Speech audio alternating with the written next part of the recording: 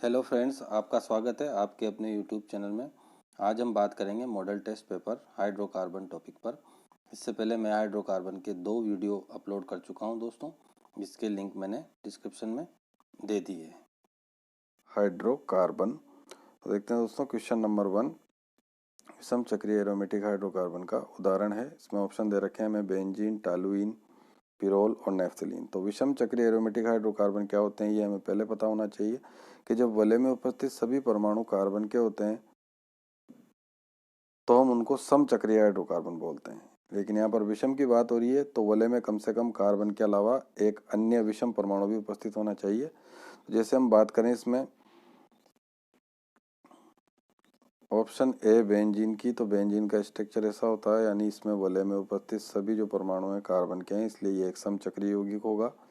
इसी पे अगर हम मेथिल ग्रुप लगा देते हैं फ्रेंड्स तो ऑप्शन बी बन जाता है टॉलुइन। टॉलुइन का सूत्र है ये, इसमें भी वलय में उपस्थित सभी परमाणु कार्बन के हैं, इसलिए ये भी एक समचक्रीय यौगिक है। और इसी में अगर दोस्तों एक रिंग और ऐड कर देते हैं हम तो ये बन जाता है नेफ्थेलीन, ऑप्शन डी। तो इसमें भी सभी जो है परमाणु हैं वलय में वो कार्बन के हैं, इसलिए ये भी एक समचक्रीय यौगिक है। अब हम बात करते हैं ऑप्शन सी की। तो पिरोल जो है इस तरीके से इसका स्ट्रक्चर होता है फ्रेंड्स, पिरोल का ये इस तरीके से पिरोल होता है। और इसमें हमने देखा दोस्तों 5 मेंबर्ड रिंग है और इसमें एक विषम परमाणु कार्बन के अलावा नाइट्रोजन भी आ चुका है। नाइट्रोजन इसके अंदर होता है फ्रेंड्स, इसीलिए ये एक विषम चक्रीय एरोमेटिक हाइड्रोकार्बन है। तो इसका ऑप्शन सी करेक्ट हो जाएगा फ्रेंड्स, पिरोल। अब हम चलते हैं नेक्स्ट क्वेश्चन की तरफ। नेक्स्ट क्वेश्चन है हमारा, कौन से हाइड्रोकार्बन में सभी 4 कार्बन की संयोजकताएं एकल बंध के साथ जुड़ी हुई है। तो अगर हम बात करें ऑप्शन ए एल्काइन की, तो एल्काइन क्या होते हैं, जिनमें कार्बन और कार्बन के बीच त्रिबंध होता है वह एल्काइन होते हैं। अगर हम बात करें ऑप्शन सी की, तो ऑप्शन सी में क्या है कि यदि कार्बन और कार्बन के बीच द्विबंध पाया जाता है तो उसे हम एल्कीन कहते हैं दोस्तों।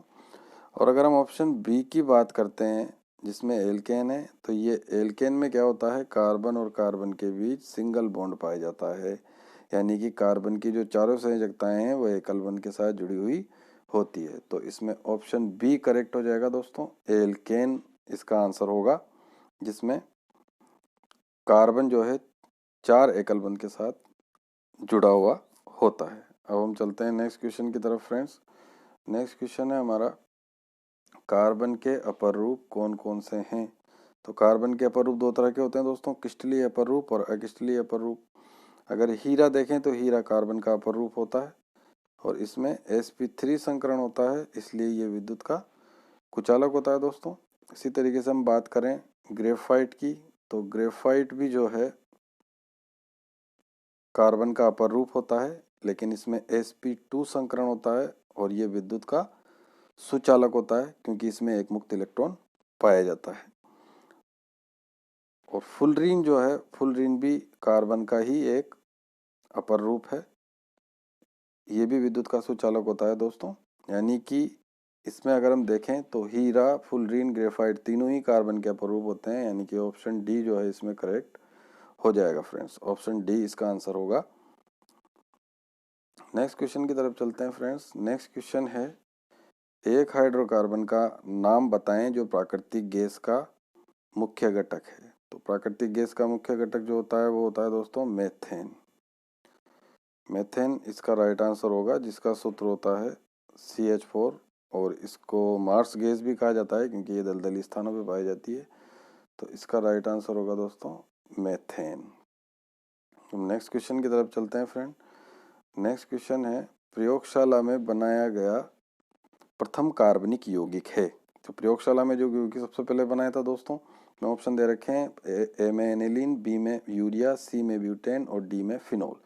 तो इसका सही आंसर जो होगा दोस्तों वो हो जाएगा यूरिया। यूरिया जो है प्रथम कार्बनिक यौगिक है जो लैब में बनाया था और इसका सूत्र जो होता है दोस्तों वो होता है NH2CONH2।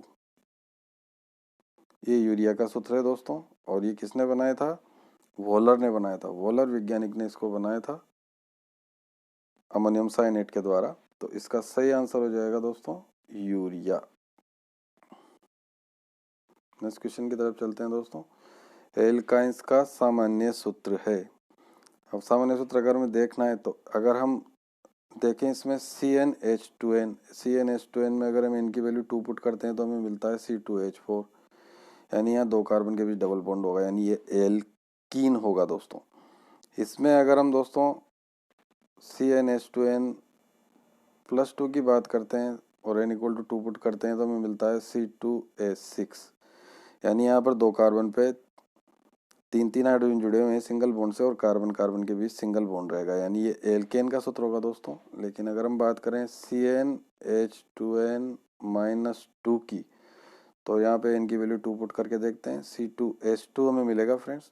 और C2H2 का अगर हम फॉर्मूला लिखेंगे, C2H2 का हमें फॉर्मूला लिखना है तो ये इस तरीके से होगा, यानी इसमें कार्बन और कार्बन के बीच त्रिबंध पाया जाएगा और जिसमें त्रिबंध पाया जाता है वो एल्काइंस कहलाते हैं। इसलिए इसका ऑप्शन ए बिल्कुल राइट होगा फ्रेंड, ऑप्शन ए CnH2n-2 यही एल्काइन का सामान्य सूत्र होता है। अब हम नेक्स्ट क्वेश्चन की तरफ चलते हैं फ्रेंड्स। क्वेश्चन नंबर 7, असंतृप्त हाइड्रोकार्बन क्या होते हैं?